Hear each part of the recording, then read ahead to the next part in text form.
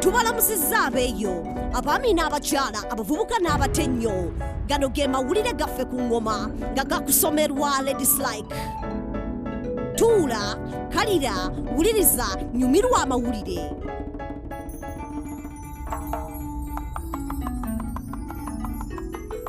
Omuyimbi omunene Beyonce yeeyongedde okwekolera erinnya olw'eno alubamu yeemanyiddwa nga Lemonade.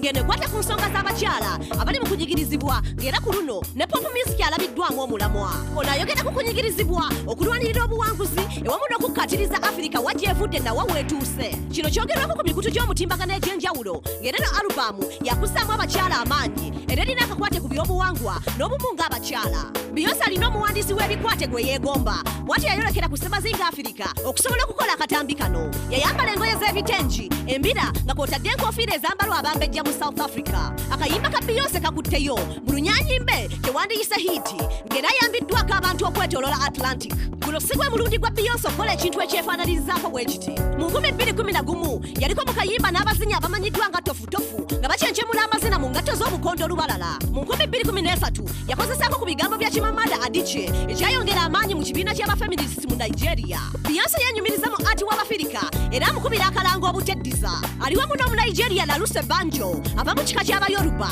ewamu n'ebigambo bya Washa Shire omuwandiisi w'ebikwate Omusomalia. Ngono Beyonce gw'atunuulira ng'awandiika. Ekikwate kya Shire kikwata ku nsonga z'abakyala n'okuba omukyala ekimukoledde ebirungi kamaala. Ensonga z'abawala ba Kiboga bawambibwa mu Nigeria mu mwaka gwa 2014 April nga 14 zikyagenda mu maaso. Omusasi waffe Tushipolo katuwa ebisingawo. Emikolo gy'omwaka ogwokubiri egy'okujjukira abasomi ba Kiboga abaabuzibwawo gyakuzibwa mu Nigeria n'okukungubaga okusaba essala n'okukumba okw'ekikungu. Emikolo egyali mu kibuga ekikulu Abuja gyetabamu abalwanirizi b'eddembe okuva e Bulaaya ne ku mirirwano nga bawagiddwako abakungu ne bassereebu ku mutimbagano. Naye nga wakayita emyaka ebiri okuva abawala bano lwe bawambibwa mu Apuli nga 14-2014 obulamu bw'abawala 219 ku bawala 276 bukyali mu matigga. Gavumenti ya Nigeria egezezzaako okubanunula naye nga buteerere era naguna gujja bano abawala tebamanyiddwako mayitire. Abawala abamu bateeberezebwa okuba nga balwadde bayi obanga baafiira mu lutalo obanga bannalukala bateekateeka kubakozesa nga balumira mwoyo. Wabula oluvannyuma lwa Pulezidenti Muhammadu Buhari okwatuukiriza nti tewali bujulizi bulaga nti bano abawala bakyaliyo ne ku nsi, akatambi akaakwatibwa ku Krisimansi y'omwaka oguwedde ne kalonkooma ekituufu nga kalaga abawala 15 ku bawala abasigadde nga batemya bukofu. Kino kitadde Pulezidenti Buhari ku nninga okutuukiriza kyeyasuubiza ng'apeerereza obululu ekyokununula abawala abawambe n'okusaanyawo bano bannalukalala. Kubanga okulemwa kwa Pulezidenti Jonathan Goodluck okununula abawala ba Kiboga abaawambibwa kye kimu ku byamusuuza obukulembeze ne bimujja omukono mu kibya.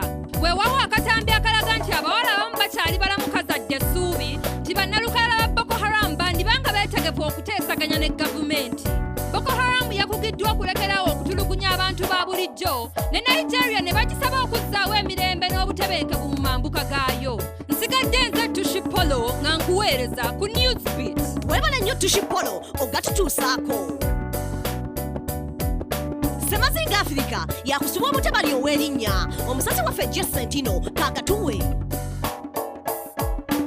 Mwezi gwa Aprili nga 24 omwaka guno mu kibuga ekikulu ekya Ivory Coast Abidjan, Ssemazinga Africa yafiira omwana waayo ow'amaanyi. Papa Wemba yava mu bulamu bw'ensi eno nga bamutwala mu ddwaliro okujjanjabwa oluvannyuma lw'okuzirikira ku siteegi y'ekivulu kya Femua. Papa Wemba yazaalibwa mu Juni wa 1949 nga Congo tennafuna meefuga era yasikirizibwa maama we yali omuyimbi w'okunnyimba omupangise. Yatandika okuyimba mu kwaya ng'akyali muto era mwe yava okufuuka omuyimbi ow'erinnya mu Congo. Mu 1969 y'omu ku baatandikawo bandi ya Zaiko Langa eyafuuka eyeetutuma olw'okuzuukiza omuziki gwa rumba. Oluvannyuma n'atandikawo Yokalokole ne munne Bozibozi Yana. Naye yamala kutandikawo bandi ya Viva la Muzika mu 1977 okuyitimuka era n'asomba abayimbi nga Ridi Amis ne Koffi Olomide n'atandika okubatendeka. Yamanyika e Bulaaya ng'amaze okukolagana n'abayimbi abamanya nga Peter Gabriel ne Steve Wonder era n'olutambi lwe olwakolebwa Omufalansa Martin Meisona nalwo lwatunda. Papa Wemba y'omu ku baatandika ekikosi ky'abamasappe ekirimu abambazi abamalira ssente nnyingi ku byambalo eby'omulembe. Papa Wemba eyazaalibwanga ye Jules Shunga Wemba Diopena Kikumba yagaana okuziikibwa mu limbo y'eggombe mu Kinshasa gye baziika ab'amannya, wabula yaleka alagidde bamuziike mu maka ge ag'Emolokai gy'asibuka, era nga ye muyimbi asoose okugaana okumuziika mu limbo y'abazira. Alese omukyala Maama Maliro Zolo Amazone n'abaana 6.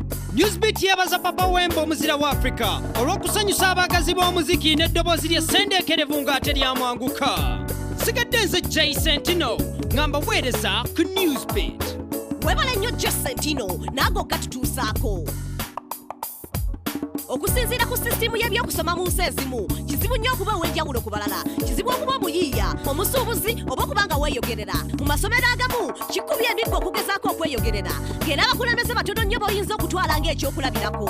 Wandirowooza nti oyo akumanyi yandikuyamba ng'ate oyo akumanyi yandikufuukira kiremesa. We twogerera obaddewo oluyiiya nate Farayi Munjoma ow'emyaka 19 gyokka yatandiseewo eno enkola y'okusomesa emanyiddwa nga Shasha Insemina, ng'onayamba abayizi ba siniya ey'omukaaga okufuna obutabo notisi ewamu n'empapula z'ebibuuzo eby'emyaka egyayita. Kino kiyambira ddala abo abatalina ssente zigula butabo okufuna ebyo bye beetaaga ewamu n'okubazzaamu amaanyi. Obukakafu bulaga nti abayizi ba siniya ey'okuna ne siniya ey'omukaaga abaatuula mu 2014 bayita bulungi ddala oluvannyuma lw'okukozesa omukutu gwabwe ku mutimbagano. Abayizi abali tebeesobola ekitongole kyabasasulira fiizi okuviira ddala ku kifo kye bapangisa abakubi b'omulango. Eno enkola yeetoolodde eggwanga era Mujoma ayagala eno enkola ye beesinga mu nsi yonna.